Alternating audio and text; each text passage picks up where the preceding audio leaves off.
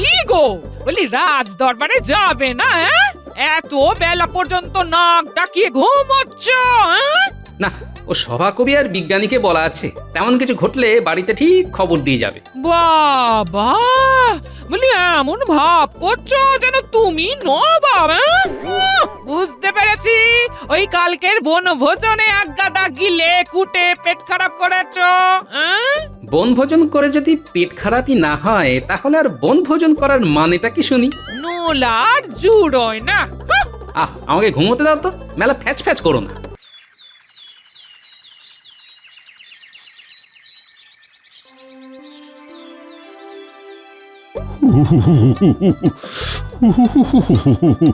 শীতটা বেশ জাঁকালো,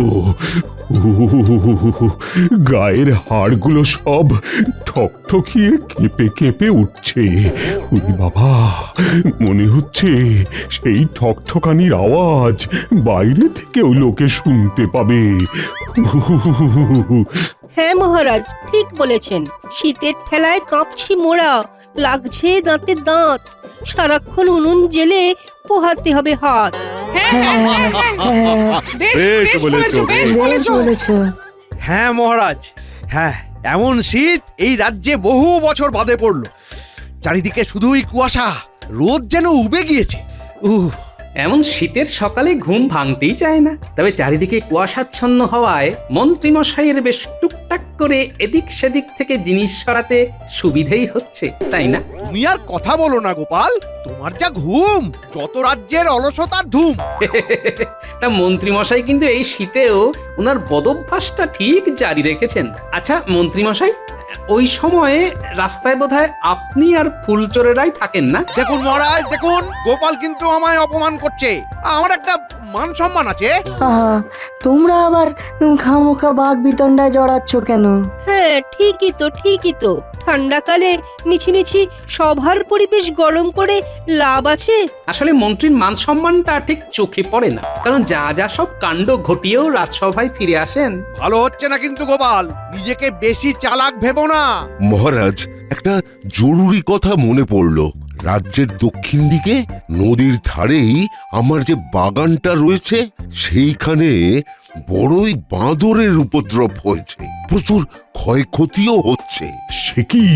না না না না না না, আমাদের রাজ্যের প্রাকৃতিক সম্পদকে মোটেই নষ্ট হতে দেওয়া যাবে না। আমি লোক দিচ্ছি, তুমি বাগানটাকে পরিষ্কার করিয়ে নাও। ওই বাগানের আমগুলো সেরা। হ্যাঁ, গ্রীষ্মকালে ওই আমের শরবত খেয়ে মন পুরো জুড়িয়ে যায়। মহারাজ, আপনি যা বলবেন। এই শীতে মনে বড্ড বনভোজন করার স্বাদ জেগেছে। কত বছর হলো চুটিয়ে বনভোজন করি না। মহারাজ, বনভোজনে গোপাল গেলে খুবই মুশকিল, কারণ ও তো একাই সবার খাবার শেষ করে দেবে। আহা, গোপাল না গেলে চলবে কি করে? বনভোজনের আয়োজন গোপাল ছাড়া সম্পূর্ণ বৃথা। সব খাবার হবে শেষ, আমরা করব হাপিত্যেশ। হ্যাঁ হ্যাঁ মন্ত্রীমশাই, আমি তো একাই খাই, আর আপনি তো পাড়ার লালু ভুলুর মতো শুধু গন্ধ শোকেন। আবার ঝামেলা? তা মহারাজ, ওই বনভোজনটা কি রাজ্যের ভিতরেই হবে না বাইরে কোথাও? রাজ্যের ভিতরেই করার কথা ভাবতে হবে, কারণ রাজকোষে যে টানাটানি চলছে। মহারাজ, আমরা তো বনভোজন রাজ্যের বড় মাঠেই করতে পারি, নির্ঝঞ্ঝাটে হাত পা ছড়িয়ে করা যাবে। মন্ত্রী মশাই একদম ঠিক কথা বলেছেন। এতে আমাদের রাজ্যের বাইরে না গিয়েই কম খরচে বনভোজন হয়ে যাবে। না না না না, মাঠটা বনভোজনের জন্য খুবই অস্বাস্থ্যকর। এই গোপাল, বলো দেখি কোথায় বনভোজন করা যায়? ব্যাস, অমনি গোপালকে জিজ্ঞাসা করা হয়ে গেল। কি যে মুশকিল! কি হে বলো? এইবারে গোপাল যে জায়গাটা বলবে ওটাই মহারাজের মনে ধরবে। দেখুন মহারাজ, রাজকোষের অবস্থা খারাপ, বৈদ্যর বাগান তো পরিষ্কার করাচ্ছেনি, ওখানেই বরং বনভোজনটা করুন। এই জন্যেই তোমার এত কদর করি হে গোপাল। তোমার বুদ্ধি লাজবাব। আয়োজনে আবার বেশি দেরি করবেন না যেন। বুঝলে বৈদ্য, আমি এক্ষুনি লোক পাঠাচ্ছি বাগান পরিষ্কার করাতে। বাগানখানা সাফ হয়ে গেলে ওখানেই বনভোজন হবে। বনভোজন আমার বাগানেই হবে? আমার বাগানে তো বাঁদরের উৎপাত। ভয় পেও না, ওরা আমাকে আর মহারাজকে দেখে ভয় না পেলেও তোমাদেরকে ঠিক ভয় পাবে। গোপাল, না, বৈদ্যর বাগানখানা খুবই সুন্দর। নদীর ধারের এই টাটকা বাতাস মগজে শরীরে প্রবেশ করে মনটাকে বেশ চাঙ্গা করে দিচ্ছে।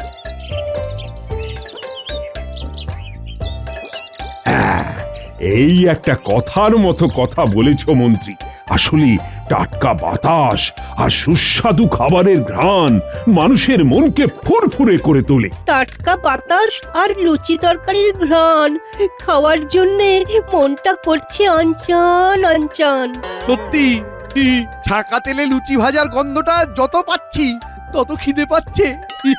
শোনো মন্ত্রী, শোনো গোপাল, গাদাখানে খালি না খেয়ে মন প্রাণ ভরে তাজা বাতাসে শ্বাস প্রশ্বাস নাও, যাতে মাথাটা আরো খোলে।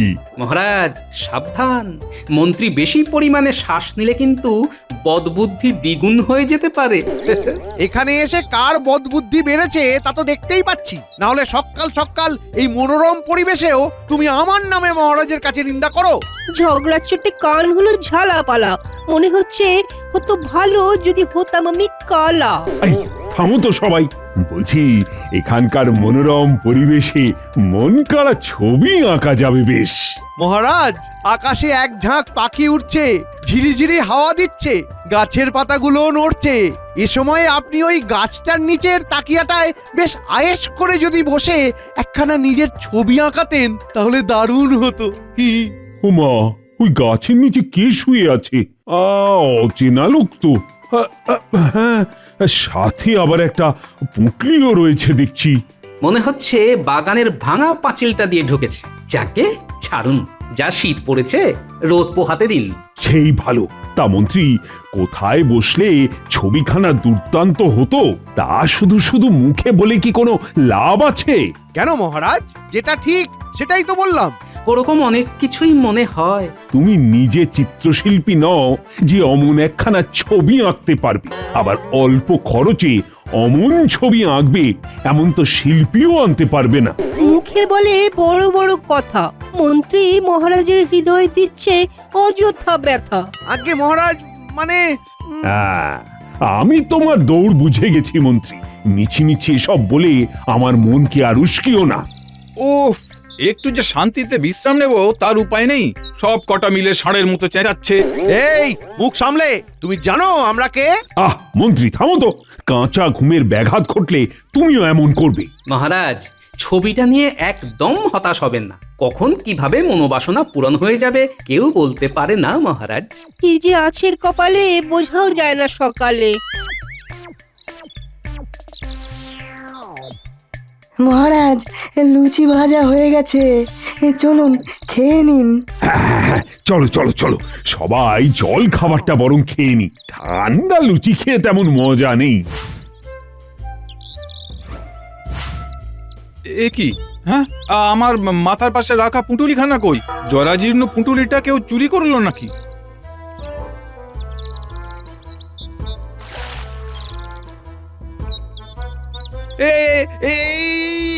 কি আমার পুঁটুলিটা? হায় হায় হায়, একে তো মেলায় কোনো আয় করতে পারিনি, তার উপরে বেটা বজ্জাত বাঁদরটা পুঁটুলিটা জলে ফেলে দিল।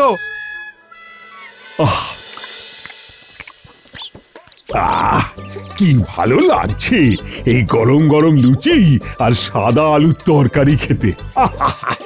বেড়ে রেঁধেছে। ভাগ্যিস আজকে বাঁদরগুলো বাঁদরামি করছে না।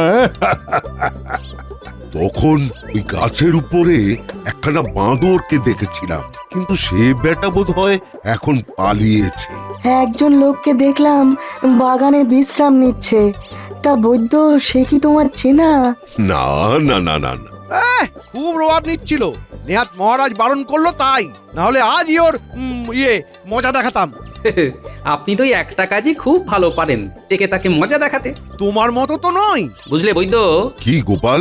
ওই বাঁদরটা আমাকে মহারাজকে প্রথমে দেখে এই বাগানে ঢোকার সাহস পেল, পরে তোমাদের দেখে পালিয়েছে। গোপাল, তেলে ভাজা কি পেটে পাতা সয়ে ভুল ভালো বকে। বাঁচাও বাঁচাও বাঁচাও এ কি কার কি বিপদ হলো? আহ, এমন আর্তনাদ কে করছে? আওয়াজটা নদীর পাড় থেকে আসছে। আমি দেখি কে করে এই আর্তনাদ। কার ভীত গলার স্বরে কাঁপছে এই আকাশ বাতাস। বাঁচাও বাঁচাও বাঁচাও আরে এ গাছের তলায় শুয়ে থাকা সেই লোকটা জলে ডুবে খাবি খাচ্ছে, কেমন উল্টো পাল্টা। কি বলছো? জলে পড়ে গেছে? বাঁচাও বাঁচাও মহারাজ বাঁচাও শিগগিরই বাঁচান তাকে, না হলে আস্ত প্রাণটা যাবে জল ঢুকে পেটেও নাকে। আহ, এভাবে তো আর লোকটাকে মরতে দেওয়া যায় না। কে কিভাবে ওকে বাঁচাতে পারবে বলো? এই তাকিয়াটা ভাসিয়ে দিলে কেমন হয়? ভেলায় চড়ার মতন ভেসে আসতে পারবে। না না, লোকটা তো সাঁতারই জানে না, তার পক্ষে তাকিয়ায় উঠে আসা অসম্ভব। ওহ, এখন কি উপায় আছে গোপাল? আহাহাহা, চোখের সামনে লোকটাকে মরতে দেখবো নাকি? ভয় নেই মহারাজ, নদীর জল তেমন গভীর নয়। কিভাবে বাঁচাবে লোকটাকে? আমি এই তাকিয়া নিয়ে নিজের সাথে তার কাছে যাচ্ছি। ভরসা রাখুন, ঠিক উদ্ধার করে আনবো। দেখো গোপাল, দেখো তোমার ওই বপু নিয়ে আবার তাকিয়ায় বসতে যেও না, তাহলে তাকিয়াটা আরো ভেঙে যাবে। আমি বসলে তো তাও একটু ভেসে ভাঙবে, আর আপনি বসলে তো ভাসবেই না মন্ত্রী মশাই। বাঁচাও বাঁচাও বাঁচাও বাঁচাও বাঁচাও বাঁচাও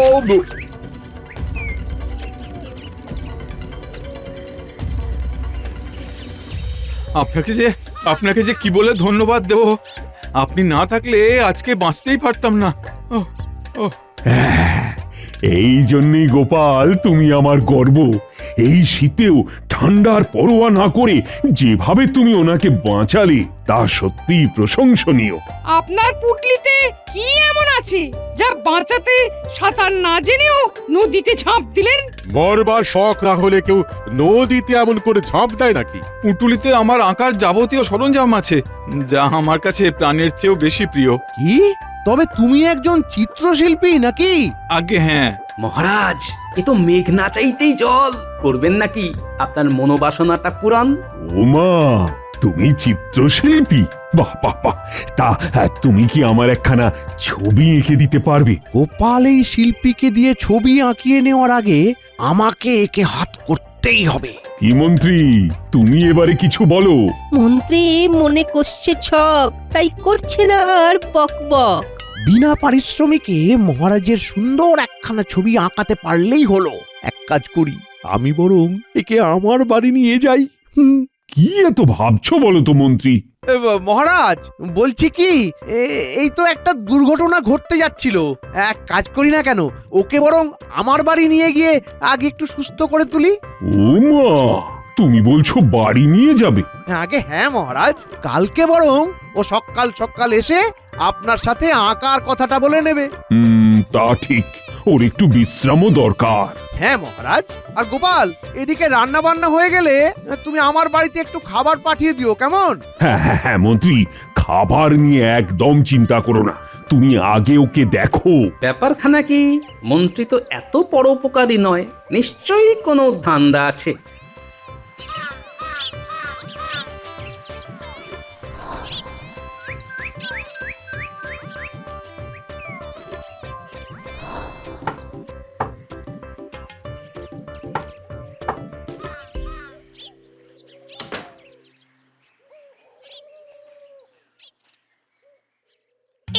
এই বদমাইশটা কে? চুপ চুপ চুপ, আস্তে। এই লোকটা একজন চিত্রশিল্পী। তা আমাদের বাড়িতে এনেছো কেন? একে বুঝিয়ে শুনিয়ে হাত করে একদম বিনা পারিশ্রমিকে একখানা ছবি আঁকাবো বলে। ও, আমার ছবি আঁকাবে বুঝি? আগে বললেই হয়। না, আগে মহারাজের একখানা ছবি বিনা পয়সায় আঁকিয়ে দেখে নি কেমন আঁকে, তারপর তোমারটা। শোনো বউ, হাতে সময় নেই। বলো শুধু একবার কি করব? আমার কখনো গরম জামা কাপড় লোকটাকে পরতে দাও, বুঝলে? আর আর খুব ভালো ব্যবহার করো, কেমন? ওরে বেটা শয়তান মন্ত্রী, দেখো এবারে কেমন জব্দ করি তোমায়। আমার কথা শুনে তুমি যদি বিনা পারিশ্রমিকে মহারাজের একখানা সুন্দর ছবি এঁকে দিতে পারো, তাহলে চারিদিকে আমি তোমার সুখ্যাতি ছড়িয়ে দেব। বেশ তো মন্ত্রী মশাই, পারিশ্রমিক না নিয়েই একখানা দুর্দান্ত ছবি এঁকে দেবো খন। এত সহজে রাজি হয়ে গেল, আমার মতলবটা খাটবে তাহলে। কিন্তু ছবিখানা যদি সকলের পছন্দ হয়, তাহলে কিন্তু আমাকে মোহরের বদলে পৃথিবীর সবচেয়ে দামি জিনিসটা দিতে হবে। কি আবার আবার দেওয়া নেওয়া আসছে কেন? এতে আপনারই লাভ। একটা মোহরও খরচা না করে মহারাজকে একখানা দুর্দান্ত হাতে আঁকা ছবি দিতে পারবেন। বাবা, এ তো বুদ্ধিতে দেখছি বেশ শিয়ানা।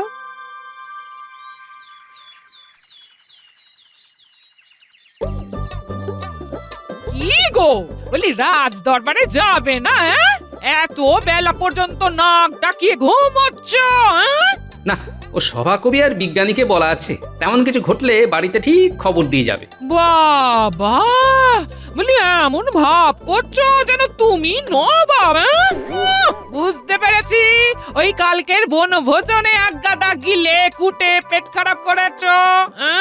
বনভোজন করে যদি পেট খারাপই না হয়, তাহলে আর বনভোজন করার মানেটা কি শুনি? নোলার জুড়োয় না। আমাকে ঘুমোতে দাও তো, মেলা ফ্যাচ ফ্যাচ করো না।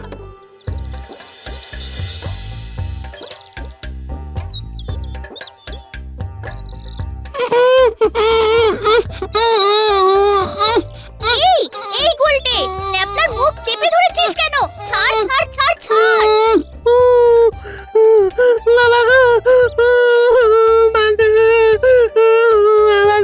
এই কি করছিস কি তোরা?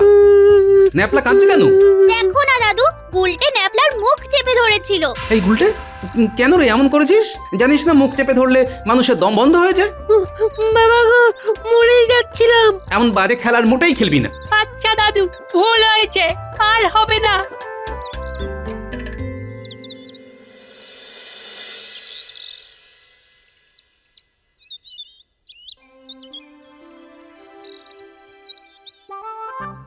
কি শিল্পী, আমার ছবি আঁকবে তো? কেন আঁকবে না মহারাজ? আমার কথায় ও একটা মোহরও না নিয়ে আপনার ছবি এঁকে দেবে। ও বাবা বাবা বাবা, তাই নাকি? মহারাজ, ছবিটা ভালো লাগলে আমাকে একটা মোহরও না দিয়ে আপনি কেবল পৃথিবীর সবচেয়ে দামি জিনিসটা দেবেন, তাহলেই হবে। সেটা আবার কোন জিনিস? বললে বিনা মোহরে আঁকবে, এদিকে সব থেকে দামি জিনিস চাইছো। মহারাজ, জিনিসটি গুরুত্বের দিক থেকে সবচেয়ে মূল্যবান, কিন্তু দেওয়া যায় সম্পূর্ণ বিনা খরচেই। এ আবার কেমন কথা? আচ্ছা, আগে আঁকো তো দেখি। দুর্দান্ত, চমৎকার ছবি। অসাধারণ হয়েছে। আমাকে আমাকে দাও এই ছবিখানা। আগে না, আগে আপনি আমাকে পৃথিবীর সবচেয়ে দামি জিনিসটি হাতে তুলে দিন, তারপরেই আমি আপনাকে এই ছবিটা দেব। মন্ত্রী, উপায় বার করো। কি সেই জিনিস শিল্পী? জল, শস্য? আগে না, জল এবং শস্য ছাড়াও মানুষ কিছুদিন বাঁচতে পারে, কিন্তু এই জিনিসটি ছাড়া বাঁচা একেবারেই অসম্ভব। যা বুঝছি, গোপাল ছাড়া এই পরিস্থিতি থেকে আমার দরবারে উপস্থিত কোনো পারিষদই উদ্ধার করতে পারবে না। এই সভাকবি, যাও যাও যাও, শিগগিরই গোপালকে খবর দাও।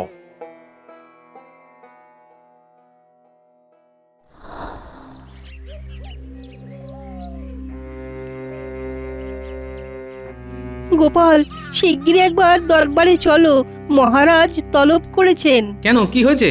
আজকে তো চিত্রশিল্পী মহারাজের একখানা দারুণ ছবি এঁকে দিয়েছেন, কিন্তু তার বদলে উনি মোহর না চেয়ে পৃথিবীর সব থেকে দামি জিনিসটি চাইছেন। ও বাবা, তাই নাকি? তা কি দিলেন মহারাজ? ওনাকে শস্য, জল সবকিছুই পৃথিবীর দামি জিনিস হিসাবে দেওয়া হলেও উনি সেই সব জিনিসকে দামি জিনিস হিসেবে মানতে অস্বীকার করেছেন। আচ্ছা, তাহলে উনি কি বলছেন? উনি বলছেন সেই দামি জিনিসটা ছাড়া নাকি বাঁচা প্রায় অসম্ভব। বলো কি, জলকেও জীবন ধারণের জন্য দামি জিনিস হিসাবে মানতে চাননি? আচ্ছা তুমি যাও, আমি আসছি।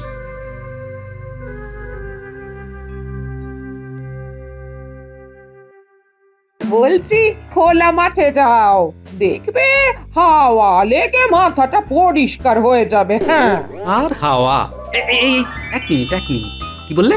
খোলা মাঠের হাওয়া খেলে বুদ্ধি খুলবে? হ্যাঁ গো, বলি এই বুড়ো মাঠে গেলে হাওয়ায় তোমার চুল না উড়লেও মাথাখানা ঠিক খুলবে।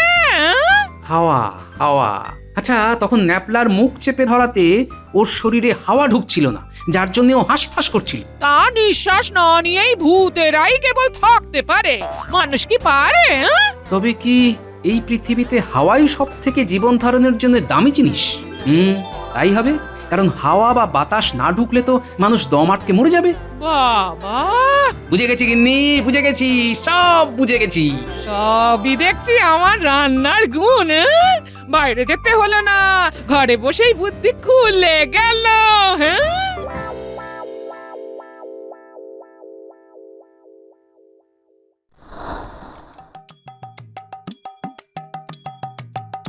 গোপাল, তুমি এসেছো। আমায় দয়া করে উদ্ধার করো গোপাল। চিন্তা করবেন না মহারাজ, আমি আছি তো। এসেছে গোপাল, মহারাজের ফেরাতে কপাল। এই নাও, থলে ভর্তি করে তোমায় পৃথিবীর সব থেকে দামি জিনিসটা দিলাম। এবারে মহারাজের ছবিখানা দিয়ে তোমার কথা রাখো দেখি। এমনটাই তো চাইছিলাম, আপনার জবাব নেই মশাই। ধন্যবাদ ধন্যবাদ। এটা কি হলো? ফাঁকা থলেতে কিভাবে পৃথিবীর সব থেকে দামি জিনিস থাকতে পারে শুনি? ব্যাপারটা কি হলো?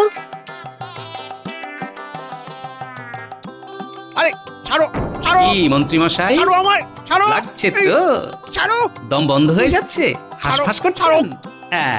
এইটাই হচ্ছে আসল কথা। আপনার নাক গলা টিপে ধরলে আপনি দম আটকে মরে যাবেন। দেখুন দেখুন মহারাজ, দেখুন গোপাল প্রকাশ্যে খুন করছিল আমায়। খুনে গোপাল, একটা খুনে গোপাল। অতটাও মন্দ নয় গোপালের কপাল। হচ্ছেটা কি? আমাকে একটু বুঝিয়ে বলো না গোপাল। তাহলে শুনুন, এই পৃথিবীর সব থেকে দামি জিনিসটা হলো হাওয়া বা বাতাস। কি?